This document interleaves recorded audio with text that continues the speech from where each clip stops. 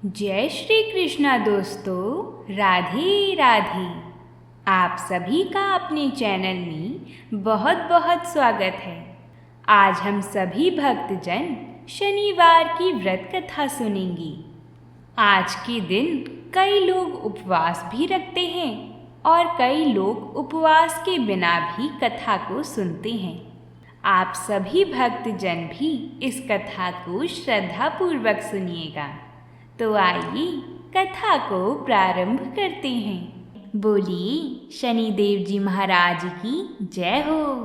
एक ब्राह्मण के सपने में नीली घोड़ी पर नीले कपड़े पहने एक आदमी दिखाई देता था और कहते थे कि हे ब्राह्मण देवता, मैं तेरे लगूंगा। यह सपना उसे रोज रात को दिखता। वह परेशान हो गया था और दुबला होने लगा था। तब उसकी पत्नी ने एक दिन कहा कि मैं आपको अच्छा खिलाती हूँ, अच्छा पिलाती हूँ, आप फिर भी दुबले क्यों होते जा रही हैं। तब ब्राह्मण ने अपना सपना ब्राह्मणी को बताया। तब ब्राह्मणी कहने लगी, वे अवश्य ही शनि महाराज होंगी। अब की दिखें तो कहना, अब की दिखें और कहीं तो कहना कि लग तो जाओ, पर सवा पहर से ज़्यादा मत लगना। उस दिन जब ब्राह्मण सोने गया तो उसे सपना आया। सपने में शनिदेव जी महाराज ने उसे दर्शन दिए और कहा कि ब्राह्मण, मैं तेरे लगूंगा। तो ब्राह्मण कहने लगा, अच्छा लग जाओ, पर कितने लगोगे। तब शनिदेव बोले, 7.5 वर्ष का लगूंगा। ब्राह्मण ने कहा, क्षमा करो शनिदेव जी, इतना भारी तो मुझसे झेला नहीं जाएगा। तब शनिदेव जी बोले, अच्छा 5 वर्ष का लग जाऊंगा। तब ब्राह्मण ने कहा, शनि जी मेरे लिए ज़्यादा है। तब शनि जी बोले, 2.5 साल लग जाऊं। ब्राह्मण ने फिर मना किया। तब शनिदेव जी कहने लगे, सवा पहर का लगूंगा ही, इतना तो कोढ़ी कलंगी मंगता भिखारी को जाता हूँ। तब ब्राह्मण ने कहा, ठीक है। उसे सवा पहर की शनि की दशा लग गई। ब्राह्मण जब नींद से उठा तो उसने अपनी पत्नी से कहा कि मेरी सवा पहर की शनि की दशा लगी है, सो मैं जंगल जाकर समय बिताऊंगा। तू मेरे खाने पीने का सामान बांधे और मेरे पीछे किसी से लड़ना मत, घर में बैठी रहना, बच्चों को भी कहीं जाने नहीं देना, और इस सवा पहर में कोई गाली भी दे तो सुनकर रह जाना। ऐसा कहकर ब्राह्मण गया। जंगल में ब्राह्मण एक पीपल के पेड़ के नीचे बैठ गया और हनुमान जी का पाठ करने लगा। एक पहर बीत गया तो ब्राह्मण ने सोचा कि बाकी का समय तो रास्ते में ही बीत जाएगा, सो वह वहाँ से चल दिया। रास्ते में सब्जी की बाड़ी में बड़े बड़े कद्दू लगे थे। माली से एक खरीद लिया और आगे चल दिया। रास्ते में शनि जी एक ब्राह्मण का वेश बनाकर मिले और पूछा, तेरे पास क्या है। ब्राह्मण ने कहा, मेरे पास कद्दू है। तब शनि देव ने कहा, दिखाओ। जब ब्राह्मण ने चादर खोली तो देखा कि उसमें तो राजकुमार की खून से भरी मुंडी है। शनि जी महाराज ब्राह्मण को पकड़ के राजा के पास ले गई और कहा, राजा जी, आपके कुंवर की हत्या इस ब्राह्मण ने की है। इसके पास जो चादर है उसमें राजकुमार का कटा हुआ सिर है। राजा ने कहा, मुझे मत दिखाओ, मैं नहीं देख पाऊंगा, इसे सूली पर चढ़ा दो। सब जगह हाहाकार मच गया। ब्राह्मण को सूली पर चढ़ाने लगी तो उससे पूछा, कोई आखिरी इच्छा हो तो बताओ। पहले ब्राह्मण ने सोचा, यदि किसी प्रकार कुछ समय तक के लिए फांसी रुक जाए तो शनि की दशा का सवा पहर पूरा हो जाएगा। यह सोचकर उसने कहा, भाई, मैं बचपन से नित्य बालाजी की कथा कहता या सुनता आया हूँ। आज मरने से पहले अंतिम बार कथा कह लेने दो। फांसी देने वालों ने उसकी आखिरी इच्छा पूर्ण होने तक फांसी को रोक दिया। कहानी कहते कहते सवा पहर पूरा हो गया। शनि की दशा के टलते ही राजा का राजकुमार तो शिकार खेलकर लौटकर चला आ रहा था। राजकुमार को लौटता देखकर राजा एक तरफ तो खुशी से झूम उठा और दूसरी तरफ इस डर से काँप उठा कि यदि उस निर्दोष ब्राह्मण को फांसी पर चढ़ा दिया होगा तो ब्राह्मण हत्या का दोष लगेगा। 2-4 घुड़सवार को दौड़ाया और ब्राह्मण को आदर सहित दरबार में लाने का हुक्म दिया।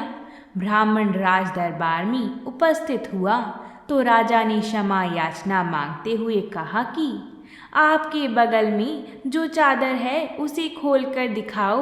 राजा के आज्ञानुसार ब्राह्मण ने चादर खोली तो उसमें कद्दू था। राजा ने ब्राह्मण को बहुत सा धन दिया और पूछा, हे ब्राह्मण देवता, इन सब के पीछे का क्या रहस्य है? तब ब्राह्मण ने बताया कि मुझे 1.25 पहर की शनि की दशा लगी थी, इसलिए ये सब हुआ। राजा ने कहा, शनि की दशा किस प्रकार टलती है? ब्राह्मण ने कहा, राजा या सेठ को लगे तो काला हाथी या काला घोड़ा दान करी, गरीब को लगे तो पीपल की पूजा करी तब बोली, साचा शनिचर कहिए जाके पाव सदा ही पड़ी। शनिदेव की कथा सुनी, तिल तेल और काला उड़द आदि का दान दे। काले कुत्ते को तेल चिपड़ी रोटी खिलावे तो शनि की दशा उतर जावेगी। राजा ने उसे कद्दू वापस कर दिया। घर आकर ब्राह्मण ने कद्दू अपनी पत्नी को दिया। जब उसने काटा तो बीजों की जगह हीरे मोती निकले। ब्राह्मणी ने पूछा, ये कहाँ से लाई? तब ब्राह्मण ने कहा, जब शनि की दशा लगी थी तो ये कद्दू राजकुमार का कटा हुआ सर बन गया था। अब दशा उतरी है तो शनि महाराज ने कैसे निहाल कर दिया है। हे शनि देवता, जैसी ब्राह्मण की शनि की दशा लगी वैसे किसी की भी न लगे। जैसी उतरती दशा ब्राह्मण की आई वैसे सबकी आई। शनि देव को ध्याऊं, मन इच्छा पाऊं। बोलिए शनि देव जी महाराज की जय हो। अब हम शनिदेव की दूसरी कथा को सुनेंगे। एक समय स्वर्गलोक में सबसे बड़ा कौन है, ये प्रश्न लेकर सभी देवता वाद विवाद करने लगे और फिर परस्पर भयंकर युद्ध की स्थिति बन गई। सभी देवता देवराज इंद्र के पास पहुँचे और बोले, देवराज, आपको निर्णय करना होगा कि 9 ग्रहों में से सबसे बड़ा कौन है। देवराज इंद्र उलझन में पड़ गए और कुछ देर सोचकर बोले, देवगणों, मैं इस प्रश्न का उत्तर देने में असमर्थ हूँ। पृथ्वी लोक में उज्जैनी नगरी में राजा विक्रमादित्य का राज्य है।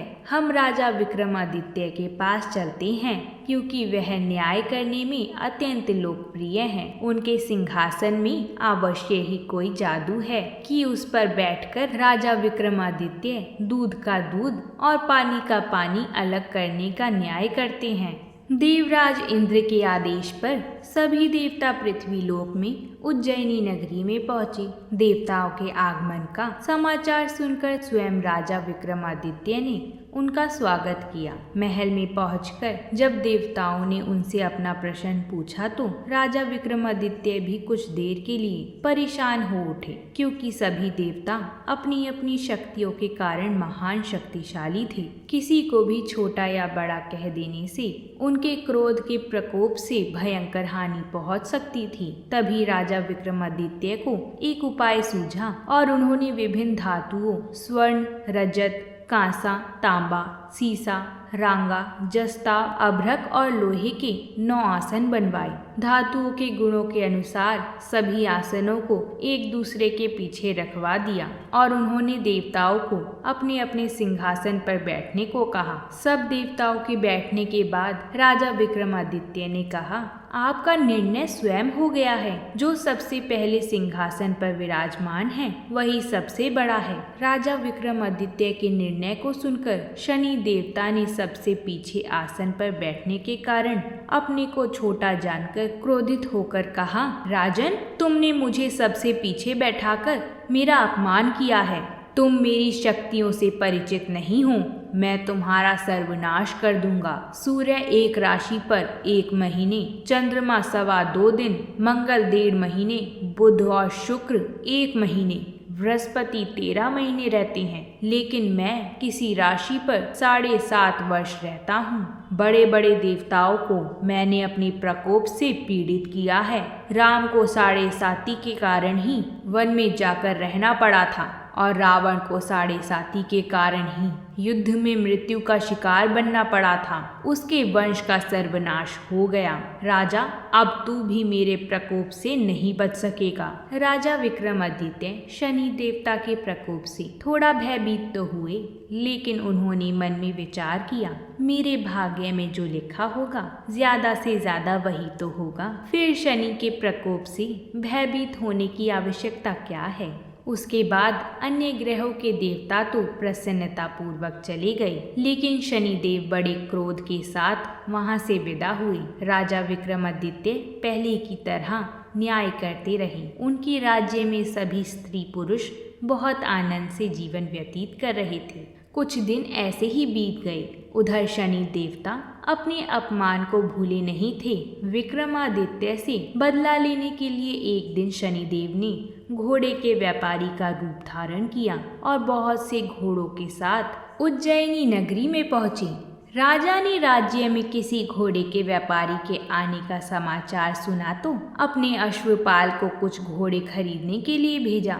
अश्वपाल ने वहां जाकर घोड़े को देखा तो बहुत खुश हुआ, लेकिन घोड़े का मूल्य सुनकर उसे बहुत हैरानी हुई। घोड़े बहुत ही कीमती थे। अश्वपाल ने जब वापस लौटकर इस संबंध में बताया तो राजा ने स्वयं आकर एक सुंदर और शक्तिशाली घोड़े को पसंद किया। घोड़े की चाल देखने के लिए राजा उस घोड़े पर सवार हुआ तो वह घोड़ा बिजली की गति से दौड़ पड़ा। तेजी से दौड़ता हुआ घोड़ा राजा को दूर एक जंगल में ले गया और फिर राजा को वहां गिराकर जंगल में कहीं गायब हो गया। राजा अपने नगर को लौटने के लिए जंगल में भटकने लगा, लेकिन उसे लौटने का कोई रास्ता नहीं मिला। राजा को भूख प्यास लग गई। बहुत घूमने पर उसे एक चरवाहा मिला। राजा ने उससे पानी मांगा। पानी पीकर राजा ने उस चरवाहे को अपनी अंगूठी दे दी। फिर उसे रास्ता पूछकर वह जंगल से बाहर निकलकर पास के नगर में पहुंचा। राजा ने एक सेठ की दुकान पर बैठकर कुछ देर आराम किया। उस सेठ ने राजा से बातचीत की तो राजा ने उसे बताया कि मैं उज्जैनी से आया हूँ। राजा के कुछ देर दुकान पर बैठने से सेठ जी की बहुत बिक्री हुई। सेठ ने राजा को बहुत भाग्यवान समझा और उसे अपने घर भोजन के लिए ले गया। सेठ के घर में एक सोने का हार खूंटी पर टंगा था। राजा को उस कमरे में अकेला छोड़कर सेठ कुछ देर के लिए बाहर गया। तभी एक आश्चर्यजनक घटना घटी। राजा के देखते ही देखते सोने के उस हार को खूंटी निगल गई। सेठ ने कमरे में लौटकर हार को गायब देखा तो चोरी का संदेह राजा पर ही किया, क्योंकि उस कमरे में राजा ही अकेला बैठा था। सेठ ने अपने नौकरों से कहा कि इस परदेसी को रस्सियों से बांधकर नगर के राजा के पास ले चलो। राजा ने विक्रमादित्य से हार के बारे में पूछा तो उसने बताया कि उसके देखते ही देखते खूंटी ने हार को निगल लिया था। इस पर राजा ने क्रोधित होकर चोरी करने के अपराध में विक्रमादित्य के हाथ पांव काटने का आदेश दे दिया। राजा विक्रमादित्य के हाथ पांव काटकर उसे नगर की सड़क पर छोड़ दिया गया। कुछ दिन बाद एक तेली उसे उठाकर अपने घर ले गया और उसे अपने कोल्हू पर बैठा दिया। राजा आवाज देकर बैलों को हाँकता रहता। इस तरह तेली का बैल चलता रहा और राजा को भोजन मिलता रहा। शनि के प्रकोप से 7.5 पूरे होने पर वर्षा ऋतु प्रारंभ हुई। राजा विक्रमादित्य एक रात मेघ मल्हार गा रहे थे कि तभी नगर के राजा की लड़की राजकुमारी मोहिनी रथ पर सवार उस तेली के घर के पास से गुजरी। उसने मेघ मल्हार सुना तो उसे बहुत अच्छा लगा और दासी को भेजकर गाने वाले को बुला लाने को कहा। दासी ने लौटकर राजकुमारी को अपंग राजा के बारे में सब कुछ बता दिया।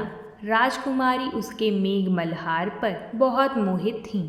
अंततः उसने सब कुछ जानकर भी अपंग राजा से विवाह करने का निश्चय कर लिया। राजकुमारी ने अपने माता पिता से जब यह बात कही तो वह हैरान रह गई। राजा को लगा कि उसकी बेटी पागल हो गई है। रानी ने मोहिनी को समझाया बेटी, तेरे भाग्य में तो किसी राजा की रानी होना लिखा है, फिर तू उस अपंग से विवाह करके अपने पांव पर कुल्हाड़ी क्यों मार रही है।